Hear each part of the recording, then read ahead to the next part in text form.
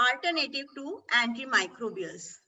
Before going to the alternative to the antimicrobials, we know that antimicrobials are a global problem, and particularly India is among the largest consumer of antibiotics. Am I audible, sir?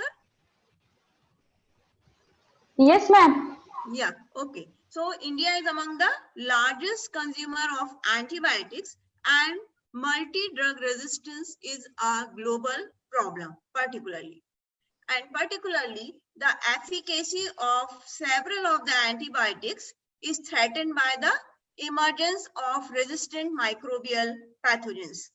We know that particularly for the antimicrobial resistance in our country, lot of factors are playing role. Particularly when talking about the disease burden, we are having a very large population of human as well as the animals particularly, and most of them, or we can say, they are suffering from the infectious diseases.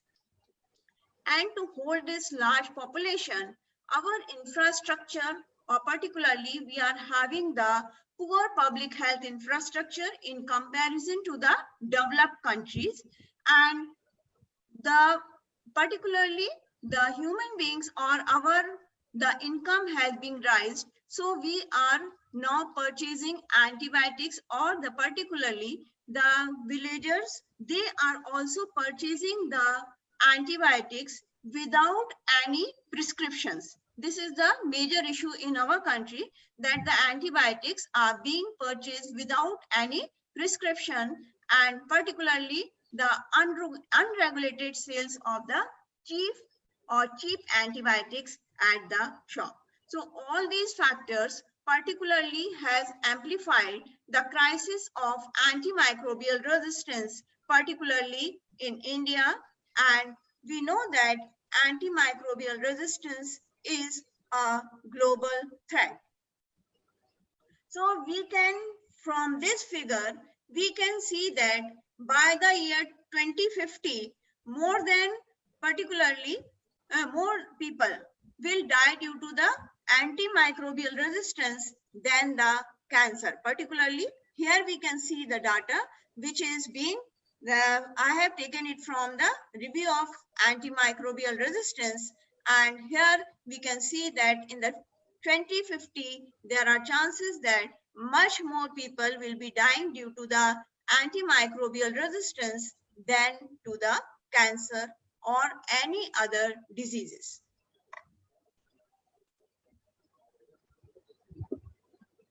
So again, in this picture, we can see by the 2050, we will be losing 2 million lives every year.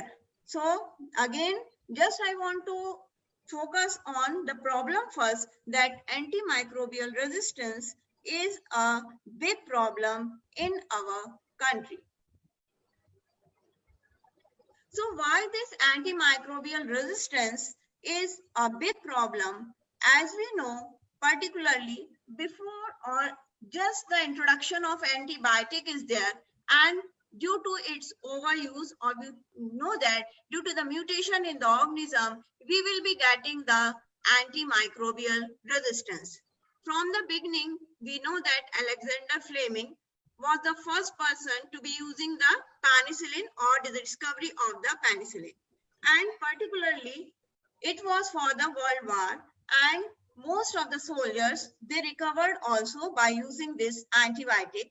But simultaneously, there was the problem of antimicrobial resistance. So here I'm only just focusing on it, but not going into detail of the antibiotic discovery and resistance, but this is going on. Now we are having the resistance for the ciftralin, or the ciftralin was introduced in the 200s, and just the antibiotics are being introduced, and later on we are having the problem of antimicrobial resistance, and it was known from the beginning itself. So again, this is the chart. I am skipping it. I am coming to the, and there are many methodologies by which the antimicrobial resistance can occur, And this is again, I am not going in detail about the antimicrobial agents, how they are affecting or how they are working or what is the mechanism of resistance, because I am much more interested in the alternate therapies. So particularly we must know, due to the antimicrobial resistance, particularly the organism, they are becoming the resistant. It is not the antibiotics they are resistant, particularly the microbes, they are becoming the resistance, and particularly the MDR bacteria, which are or we can say they are threat to the clinical treatment or any of the treatment in case of animals or human beings. We know, as we are veterinarian, we are suffering from the MDR staphylococcus or MRSA, we can say. This is again a big problem. Then Pseudomonas aeruginosa, again it is a problem in case of wound infection.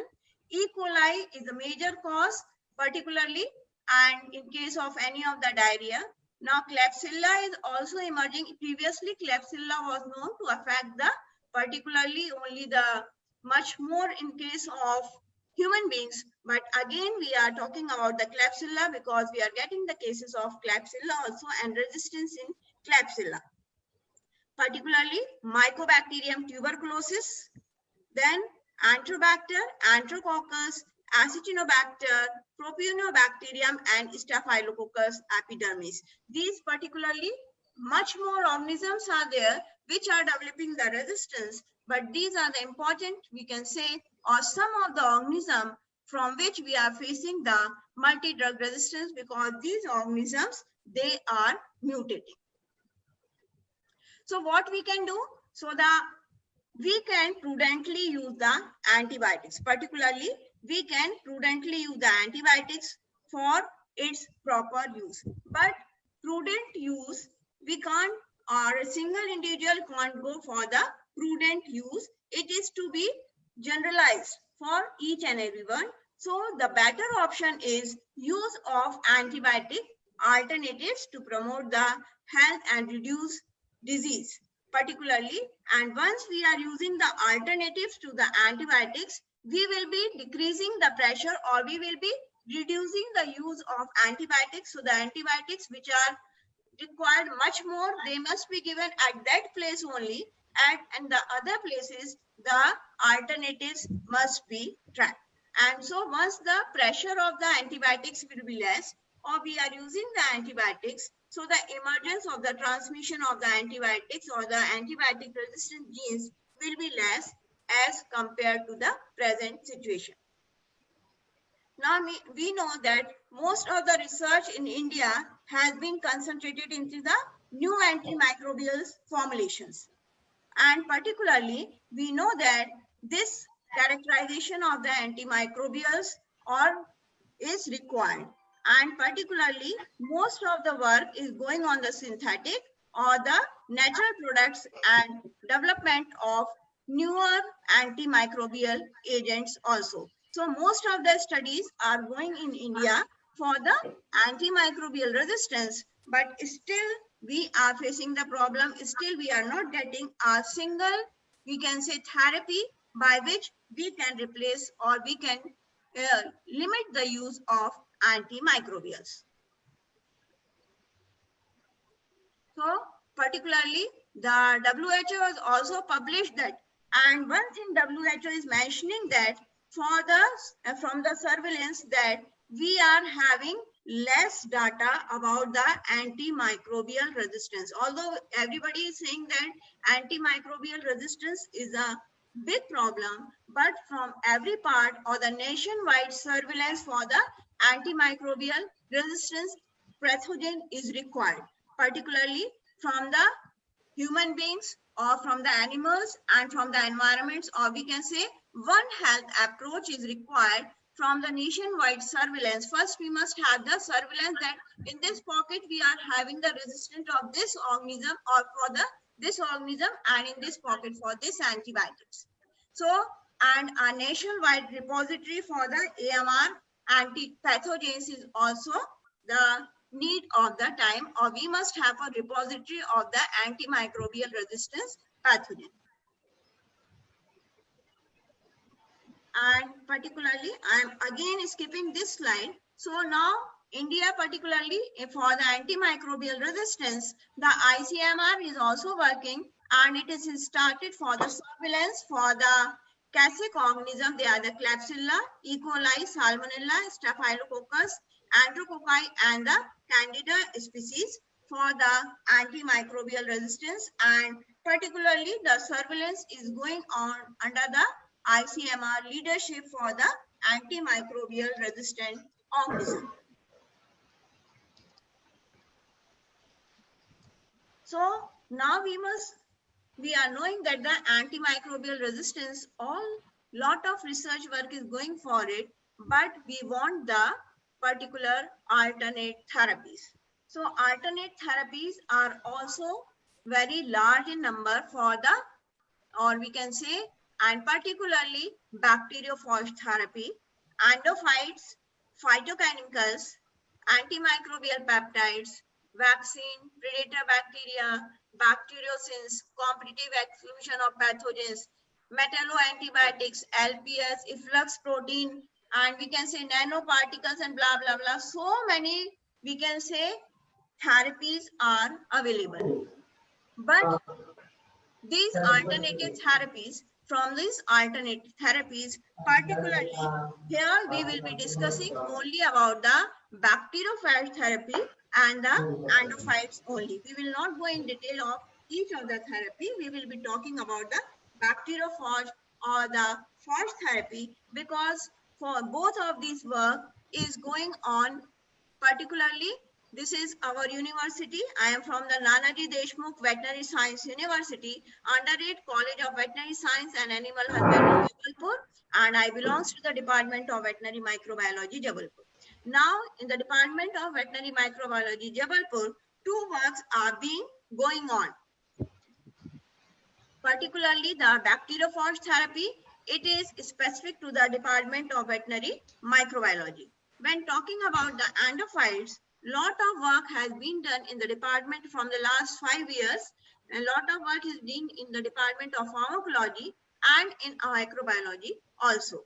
And third is the phytochemicals. We have done lot of works in the 20s, we can say, for the 2000, from 2000 we can say 3 to 2009 and 10, we lot of work for the phytochemicals on different, we can say, phytochemicals we have worked in our department. But phytochemicals also we won't be discussing here. We will be discussing the bacteriophage therapy and the endophytes only.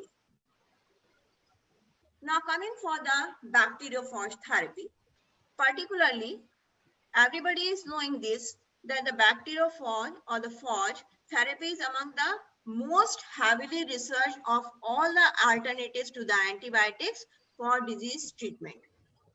And these bacteriophages, they are the viruses. Now everybody is knowing that they are the viruses which infect bacteria, and the use of phages to treat bacterial disease has been investigated for over a century.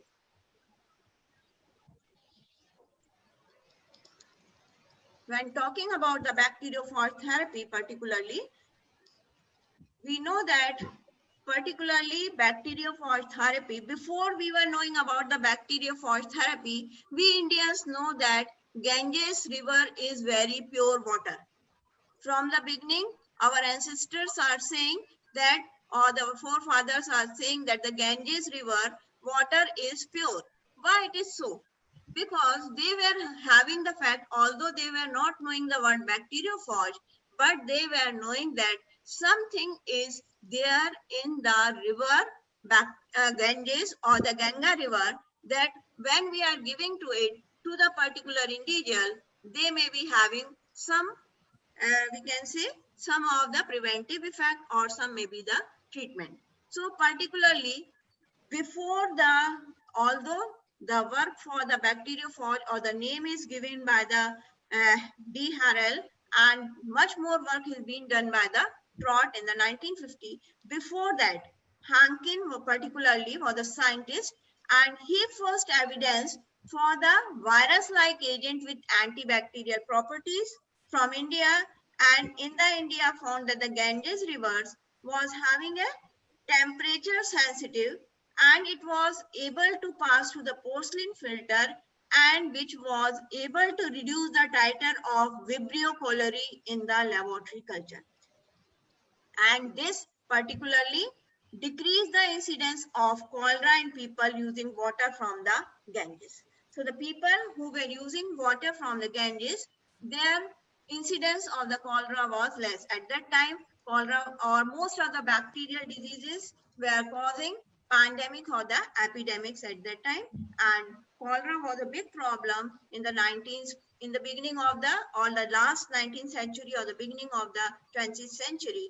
And but he was not knowing that it is bacteriophage, but they have observed the thing, and the later on Trott had worked in the year 1955 and his work was later continued by the D. Harrell, and the D. Harrell is particularly who has, we can say, exploited the work of bacteriophage or those who have exploited the bacteriophage.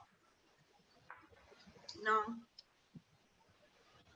when coming for the, before going for its research, everybody is knowing that now this is the virus. So as the virus, it is having the structure particularly just like the virus, and the only thing it is extra having the tail fiber. Here I'm not going to discuss about the much more detail of the structure, but we must know if the bacteriophage structure, it is having the particularly head is there, and particularly it is hexagonal like some of the viruses. Then it is having the neck region and tail region is there, and for the particularly tail fibers are there. Tail fibers they will be using for the attachment or the penetration. So these bacteriophage are being just, they may be the DNA, RNA particularly affecting the DNA, and they may be the non-enveloped just like the viruses. They may be belonging to the myoviridae or cepoviridae or podoviridae according to the classification or the podovirids. But most of the, we can say, bacteriophage, they are belonging to the cepoviridae or and then to the myoviridae. And most 96% are the podovirids. Particularly 96% are the podovirids. Now this is the particularly how the bacteriophage is infecting. First they will be landing on the surface, then pinning with the help of the fibers, then tail contracts, particularly it tails used to contract. Here the contraction in the tail and pinning used to take place, and DNA is injected into the particular host. Now coming for the phage therapy, I want to discuss about the how the phage or the how the sample is collected. Sample collection is very important because we can collect the bacteriophage or the separate the phage from the particularly any of the sewage sample from the intestine or particularly the normal environment also. Then general enrichment for the concentration of the bacteriophage. Then generally we are using the double agar overlay block assay technique, then phage selection and amplification, then concentration and the purification of the phage. Then once we have concentrated and purified the phages, we go for the host specificity test. Then once we are going with the, we can say, conventional method, we can go for now the molecular method for the DNA extraction and agar-gel electrophoresis, and then we can also characterize. Other than these, we can also go for the electron microscopy. Phage therapy is a very good alternative to the antimicrobials, and in our department particularly for the isolation of the phage, we are collecting the samples particularly from any of the sewage samples, or we are collecting from the, we can say, from our dairy farm, pig farm, goat farm. There we are collecting the sewage sample or from the drainage sample we are collecting, and once we are centrifuging it, followed by centrifugation, then we will be filtering it with the 0.4 micrometer syringe filter. Then we are using it with the on the tryptone soya broth, and particularly we are incubating it. Then again we are centrifuging it and filtering it, and particularly then we are inoculating into the molten agar, soft agar. We are saying on the double layer agar, we will be incubating the 100 microliter of bacterial culture and 50 microliter of the flock filtrate. Then we will be incubating it, and particularly then there will be the formation of flocks can be noticed. Flocks means once you are having a Petri plate, in the Petri plate you are having a culture of any of the bacteria.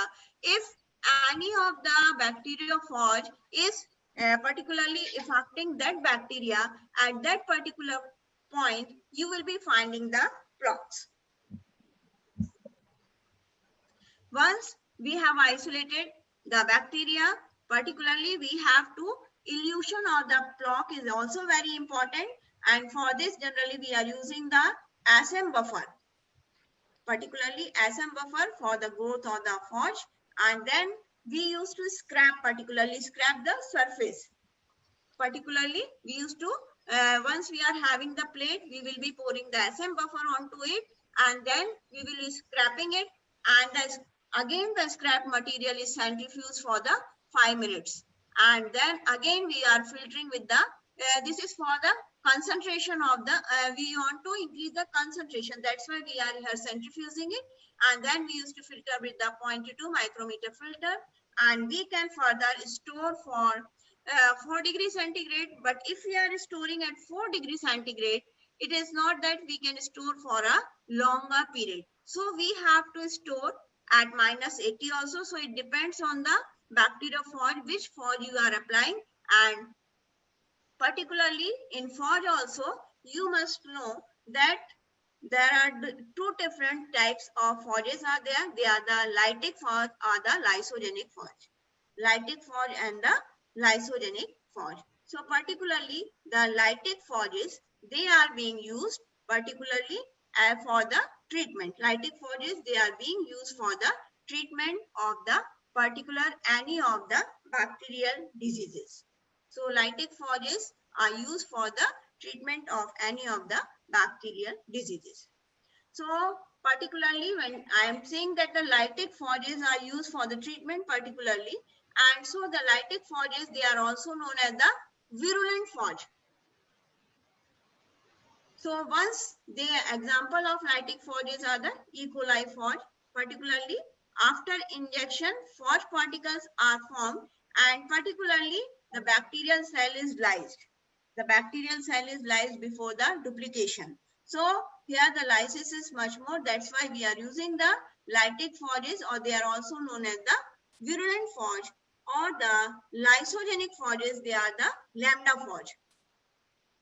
Particularly here, once we are inoculating the phage, there is a formation of prophage and duplicated together with the bacterial genome. So particularly lysogenic phages, later the prophage can be activated and enter a lytic cycle. On these lysogenic phages, they are also known as the temperate phages. So these are the particularly picture from our department particularly.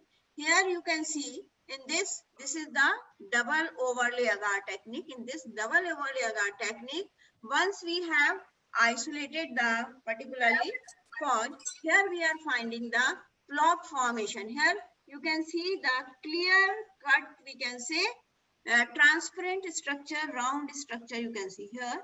This. So here we have inoculated into the tryptic soya agar. TS is the tryptic soya agar, and here we got the lytic phase. They are the virulent clear flocks, all lysed cell. Because the lysis of the cell is there, that's why we are getting the clear cut picture.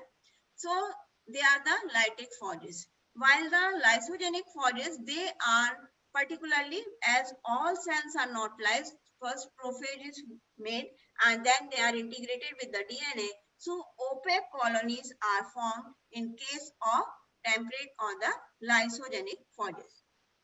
So this is the lytic forges, and we are much more interested in the lytic forges. So once we get the forges, lytic forges, we have gone for the TEM electron microscopy also, and this is for the outsourcing. We were not having any electron microscope in our department, so we have gone to the Bhopal. In Bhopal, high security lab is there, that the National High Security Lab is there, and ISER Institute is also there, and we got this TEM images from the ISER Institute.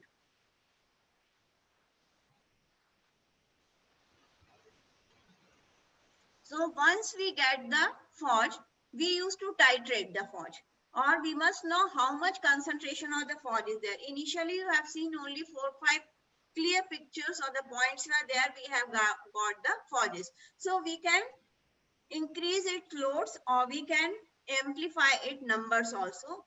And we can titrate the forges also, just like the virus titration, or just like the bacterial counting.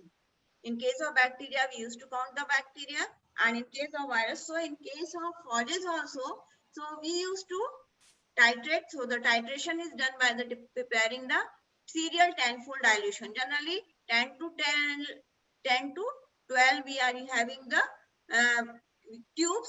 In this we can prepare the dilution, and we can call this is the log forming unit per ml. So the number of logs into the dilution factor.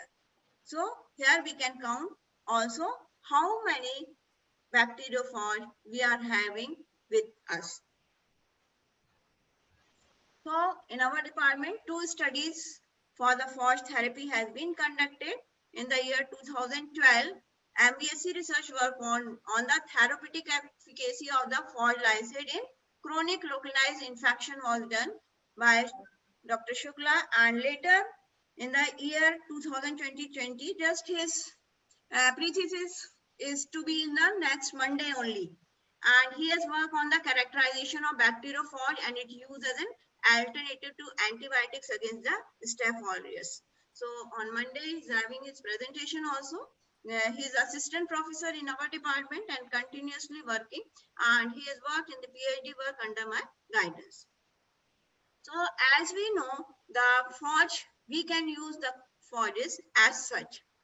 As such means we can make the cocktail of the forges. Once we have isolated the forges from, or if we have taken the 20 samples, sewage samples, and from the 20 sewage samples, if we are having particularly the, we can say 4 or 5 forges, so we will be making the cocktail of the forges.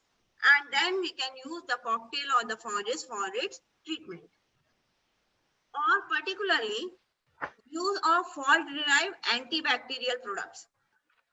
We can also go for the isolation of the forge-derived antibacterial products, but this work is not being done at present in our department, but we can go for further. We can try this also, that we can get the products from the bacteriophage and directly we can use it. At present, we are using the cocktail of the lytic virulent forges.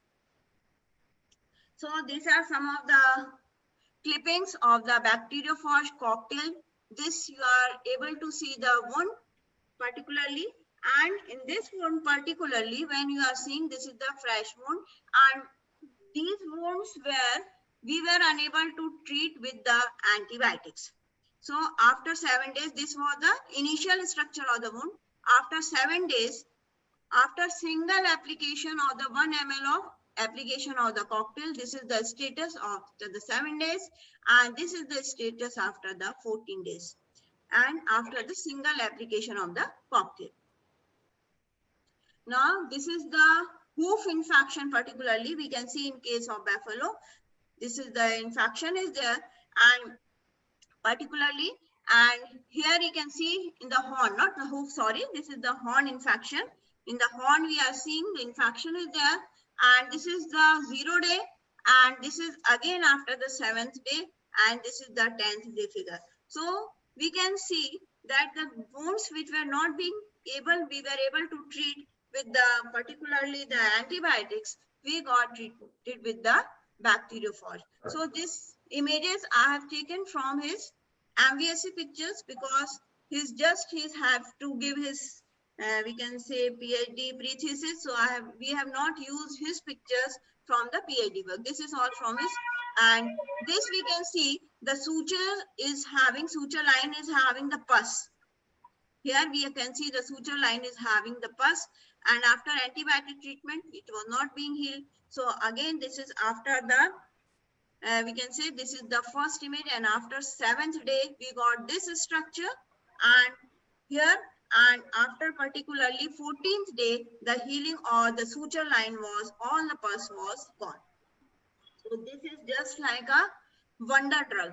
Just we were saying the wonder drugs to the antibiotics, but the wonder drugs are the particularly forged. So this particularly forges, they are having narrow spectrum, that's why we are using particularly, and no effect on commensal microflora.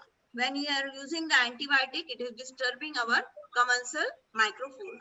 No cross resistance is being affected, and it is also flexible.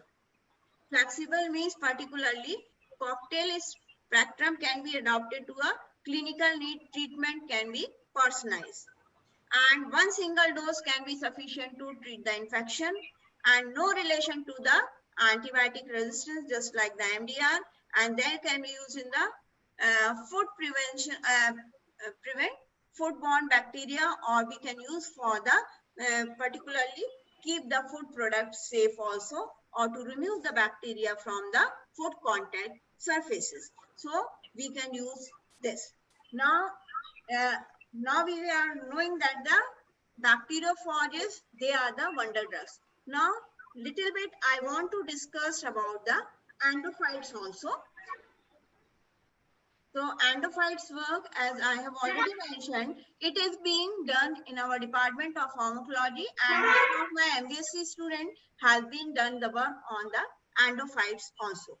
So endophytes particularly, the endophytes research work was being done in agriculture sector long back, but for the veterinary it is the new practice, and we are saying that they are the microorganisms that inhabit plant host for all or their particularly point of life, and they are colonizing the internal plant tissue between the epidermal cell layer without causing any apparent harm or symptomatic infection to their host, and particularly living within the intracellular spaces of the tissue, and it seems that they may penetrate the living cells.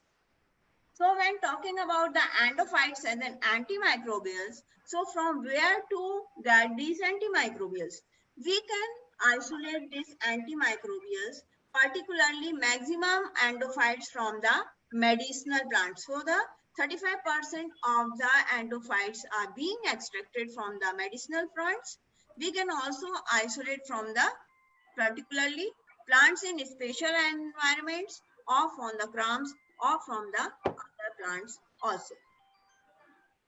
So this is the schematic diagram. Here we are saying that we are having in the leaves, the endophytes are there. It is not only the leaves. The endophytes can be on the roots, stems, fruits, any part of the plant. And so here we are isolating first the endophytes. Endophytes, they are the bacteria. Once we have isolated these endophytes, we will be further, they can be used as raw, or we can also isolate the chemicals from it, and we can use against any of the bacteria. Now little bit about the isolation and characterization of endophytes. Again, for the sample collection, we must very much sure that it is not from a single place. It is not from the single place. We have to isolate it from the different places. Then isolation of the endophytes, we have for the isolation of endophytes, purification of the endophytes, then identification of the endophytic bacteria. So anybody who is working on the bacteria can easily work on the endophytes. Okay, because the isolation, purification, and all of the protocols are same, or we can say we have to follow the same guidelines what we are following in case of bacteria. pathogenic bacteria or the commensal bacteria. So we have to go for the identification of the endophytic bacteria, morphological characteristics, biochemical characteristics, then molecular and characterization and phylogenetic analysis. Here we can go for the DNA extraction, agarose gel electrophoresis, and phylogenetic analysis, or sequencing also we can do. So particularly in our department, we are going for the isolation of the bacteria, and we are following the protocol, or we are following the protocol of Mahajan et al. And particularly once we have to sterilize or disinfectant the surface with 0.1% sodium hypochlorite, and then we used to treat with the antifungal, we used to treat the antibacterial, then we clean it with the 70% ethanol, and then we used to check it for the sterility check, that if any bacteria or something is remaining. And once we are having this particularly leaves or any part, then we used to dry it in the laminar airflow. Once we have dried it into the laminar airflow, now our leaf is ready. Now we can isolate endophyte from it. So for the isolation of the endophyte, we will be generally using the different media. And here we are using, in our department, we are using the Kingsby media for isolation of the endophytes. Once we have isolated, now everybody is knowing about the bacterial culture. So we will be going for the purification. So for purification, we are using the BHI broth followed by the isolation in the enriched media, that is the blood agar plate. So once after incubation to the blood agar, just like the bacterial characteristics, we are going for the morphological characterization of endophytes. So again, it is very easy. Anybody wants to work on the endophytes can go and work on it. So we can characterize the morphological characterization just like the bacteria, that is the colony morphology, form, elevation, margin, surface, and chromogenesis of the isolated endophytic bacteria. Then we used to go for its staining. Biochemical characterization, we used to generally perform initial test, that is the catalase, oxidase and coagulase test, and enzymatic activity is also being performed. So as I have told, this is endophyte work is also being going in our department. So Kushwaha 2020 has submitted his research work on the antibacterial activity of endophytes isolated from the Carica papaya, that is the papaya plant. And one research work is going on in our department at present. So once the isolated endophytes, we are having the endophytes with us. So we are seeing the effect of bacterial endophytes on the biofilm and quorum sensing of the methicillin resistant Staphylococcus aureus. So just some of the pics from our lab from the Carica papaya. This is the particularly treatment with the sodium hypochlorite of the leaves. Then once we have dried the leaves, we have treated with the antifungal, we have dried it in the laminar airflow. Then we have embedded these leaves into the particularly Kingsby media, and here we are seeing the growth of the endophytic bacteria here. Next, I was speaking about the purification. So purification, we have gone through the BHI broth. In the BHI broth, we have inoculated the previous colonies, which we have seen. Then we have inoculated into the particularly blood agar. And then, as I was saying, that we can go for the gram staining. So here we are able to see that we got the gram positive bacilli here. And from this gram positive bacilli particularly, we have this bacteria. Now we have kept further, and we have further used to check its antibacterial property. Okay, we have used this raw bacteria to check its antibacterial, or we have used this endophyte to check its antibacterial activity. And here you can see we got impressive result. This is the ciprofloxacillin, zone of ciprofloxacillin, and this is from the L6, means leaf 6, and this is the zone from the leaf 9. So we are getting the antibacterial effect also. Here in this study, we have also gone for the MIC studies, which I have not shown here. So this we can get the bacteria here. Now applications of endophytic bacteria, where we can use this endophytic bacteria. As I have already mentioned that in the veterinary field, although it is a new approach, but in the agriculture field, it was used for the plant growth, biocontrol, bioremediation, and in the defense of the plant, or to improve the defense of the plant against the environmental stress. But in our studies, we can see it's the antibacterial, anti-cancerous, antifungal effect. Or we can also further go for the isolation of bioactive molecules. We can also go for the isolation of bioactive molecules. This work is at presently going in our that pharmacology department in our college. They have isolated the bioactive molecules from the different endophytes. Once they have isolated the bioactive molecules, now they can further go for its commercialization also, after seeing the long-term effect or the effect in the laboratory animals or after the in vivo trials. Now, I want to conclude my topic with the saying that the antimicrobial resistance is a global problem, but by sharing data nationally or regionally and by collaborating with the different institutes, we can strengthen our academic research and will convert our findings into the new interventions. Both phages and endophytes are efficient against MDR bacteria and particularly biofilm formation also. Both are safe and many of the laboratories are already involved or they have started their work in this. So join hands